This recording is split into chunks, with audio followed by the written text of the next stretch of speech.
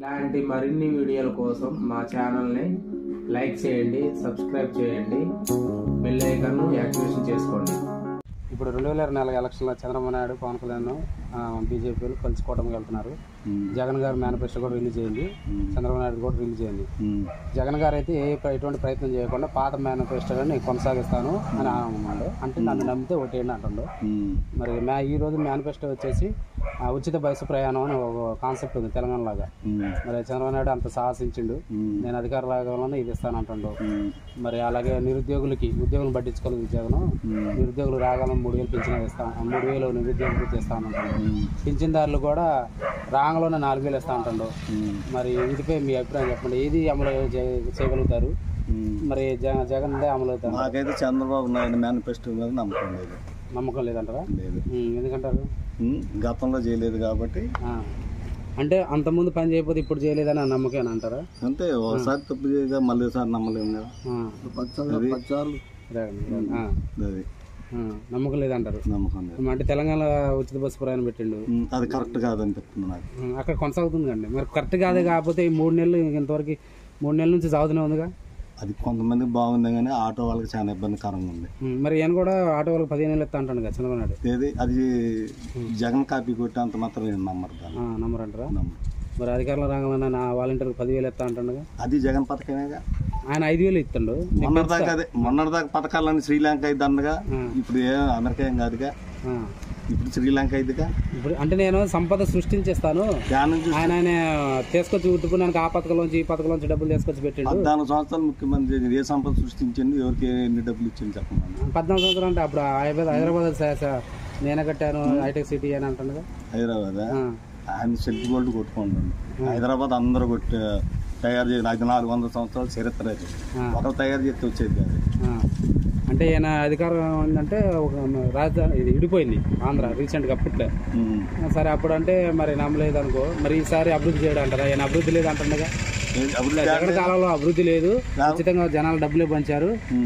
నేను సంపద సృష్టించి పరిశ్రమలు తీసుకొచ్చి నేను జనాలు పెడతా అంటాను. జగన్ పాలన అభివృద్ధి ఉంది, సంపద ఉంది, ఏమీ రాలేదు చెప్పండి. ఆయన కంటే ఎక్కువ చేసింది. అంటే రాజధాని కట్టలేదు అంటున్నారు. రాజధాని వైజాగ్, రాజధాని ఒకటి సృష్టిస్తే వచ్చేది కాదు.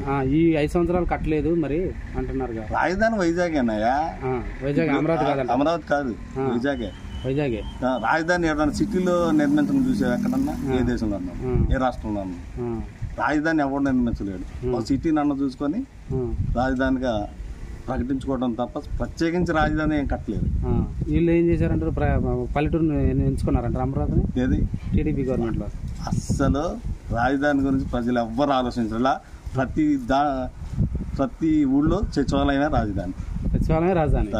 సచివాలయం పోతే మనకి గతంలో హైదరాబాద్ ఉంది, రాజధాని ఎంతమంది పోయారు? రాజధాని మనకి అంటే రాజధాని రాష్ట్రం అయితే పరిశ్రమలు వస్తాయి, పెట్టుబడులు వస్తాయి, తర్వాత నిరుద్యోగులు చదువుకున్న వాళ్ళు అంటారుగా, వాళ్ళు ఇప్పుడు హైదరాబాద్ అట్ట వెళ్తున్నారు జాబులకు. అలాగే మన అటు వెళ్ళకుండా విజయవాడకి వెళ్ళి మన రాజధాని సైడే ఉంటారని, అది మెయిన్ రాజధాని కాన్సెప్ట్. రాజధాని ఒకటే గుర్తు, రాజధాని సృష్టించలేదు ఎవడో. ఒక సిటీని అన్న చేసుకుంటే, అదే విశాఖపట్నం లాంటి సిటీని అన్న చేసుకుంటే ఐటీలు కానీ ఏది కానీ అక్కడ అభివృద్ధి చేసుకుంటే ప్రత్యేకంగా కృత్రిమంగా రాజధాని డెవలప్ చేయడం అనేది జరగదు. మొత్తానికి అయితే చంద్రబాబు మేనిఫెస్టో అని జనాలు నమ్మరు.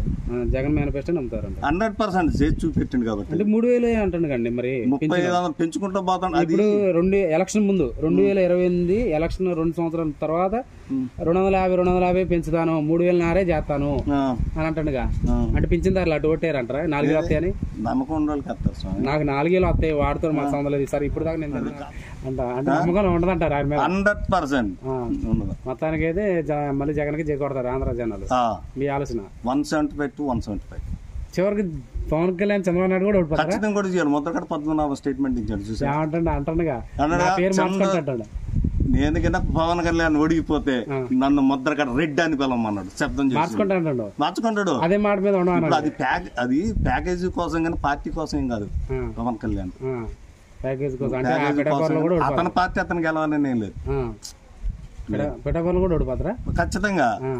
కుప్పం కూడా ఓడిపోతారు. కుప్పం కూడా ఓడిపోతారా? సరే అండి. ఎందుకంటే జగన్ గారిది బాగుందంటారు. జగన్ మేనిఫెస్టో సినిమా రిలీజ్ చూసినట్టు చూశారు. సినిమా రిలీజ్ చేశారు. అసలు ఎప్పుడు ఏమద్దా ఇప్పుడు ఎంత చూడలేదు అంటారా జనాలు? నాకు అనిపించలేదు మరి. అంటే మీరు ఇంట్లో అంటే బయటికి వెళ్ళి సరేలే అది మొత్తానికి అయితే మళ్ళీ ఆంధ్ర జనాలు జగన్గా చేయకూడదు. ఖచ్చితంగా. ఓకే, థ్యాంక్ యూ అండి.